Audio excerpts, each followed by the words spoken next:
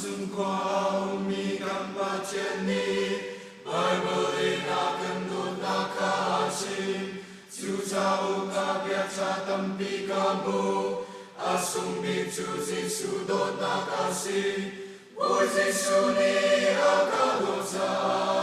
Tam pi ka long Kay maman ka akadot sa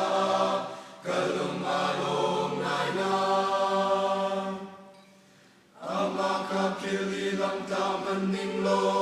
Kakao na munki pa akarwakaw Jisu don nakakarwa chantika Akut sungaren rangin katlikaw Boy Jisu ni akadot sa Tampi kalong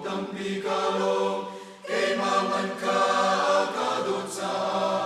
Kalung along lainan Jisu akadot amakadot ve Katlarang kamo ka Jisu atum Dot naging vailam maalu-alo Jisu akadot nai te asikaw Boy Jisu ni akadot sa Tampi kalong Kay maman ka akadot sa Kalung along lainan Aliangan siyang pasyang kamutika